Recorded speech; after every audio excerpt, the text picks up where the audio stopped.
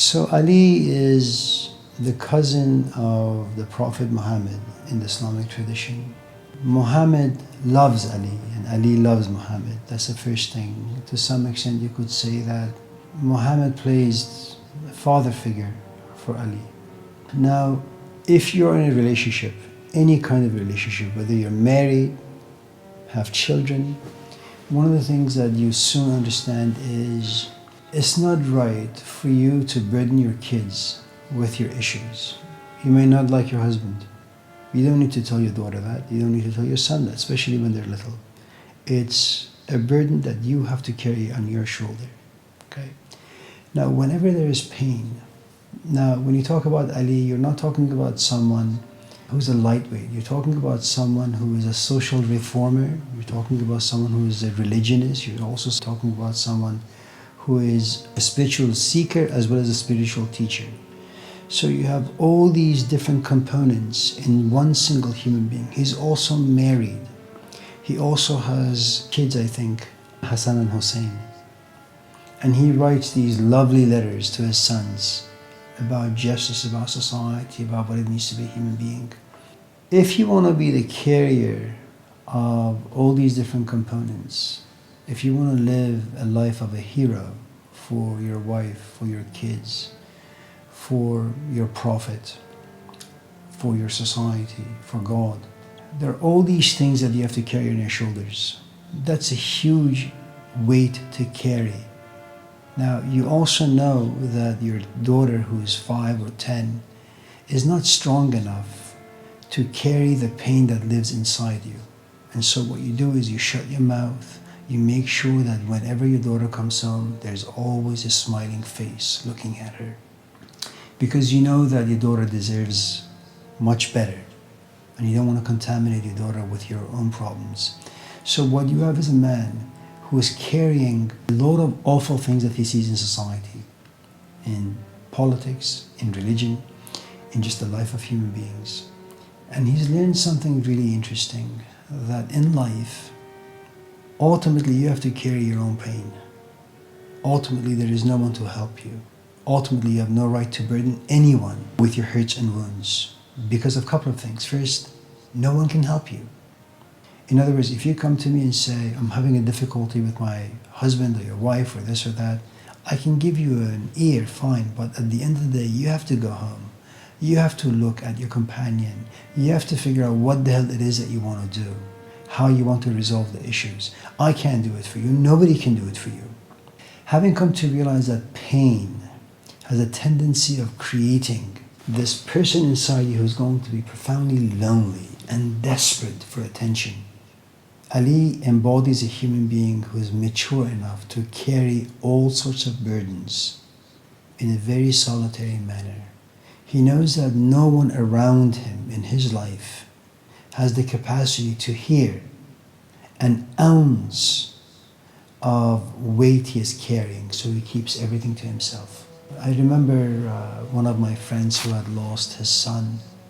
He didn't shed a tear, not a single one. He rested his shoulder to the tree with folded arms and just looked on. Who in the cemetery, what parent? All these parents, sure they have lost things, but they have lost watches and cars and wallets. None of them had lost a son. And all these people saw their parents die, but these are kids watching their parents die, not parents watching their kids die. Now his wife was different, but he himself, because he had gone through certain things in life, and because he loved Stoicism, because he loved Sufi philosophy, he had come to realize that first, no one understands anybody's pain. I mean, what is language really? I mean, you can't really, how much of your emotions can you put in language? Not very much. If you really want to communicate your emotions, sorrowful emotions with anyone, all you can do is shed tears. And when you shed tears, what happens? Someone simply sits next to you and watches you, maybe holds your hand, maybe gives you a hug, but that's the best they can do. Your pain is met with the silence of another human being. So once in a while what happens in the life of Ali is that the pain is too much. The loneliness is too much. The weight is too much. But knowing that human beings, people in his life around him can't listen, can't understand, can't carry, he goes looking for a well. And he screams into it, and the empty well echoes. And that's where he finds his relief and release and companionship, in the well. But I think if I was to make the story a bit more human, it's really no different than Gurdjieffian philosophy, in the sense that make sure your negative emotions never manifest, even if they force you into this space of loneliness. Try to drag yourself out of it and go into a space which is very noisy, and even though it may irritate you, I mean, these are easier said than done, and it's usually best to do these things, the guidance and instructions of someone who's really, really versed in this stuff. You know, I'm sure our parents, they really did their best. Mine still do. They're both still alive. My mom had cancer. I didn't even know. Breast cancer. I didn't even know. All I knew is that she would call me and say, "We're having dinner tonight with folks. Why don't you come with, Sarah and the kids? Let's have dinner." Okay. She's in the kitchen, like just cooking away and cleaning and washing and all that stuff. I had no idea. And then I had no idea that she was taking these huge pills that kind of just messes up her mood, messes up her body. But to some extent, this is the way the generation before us were created. Life is tough. There's no running water. There's no electricity. There's no medicine. You suck it up. Whatever your issues are, your husband is going to come home, he wants food. Whatever your issues are, your kids are coming home, they need to be taken somewhere to be having fun, somehow. And so they would really never burden us with anything.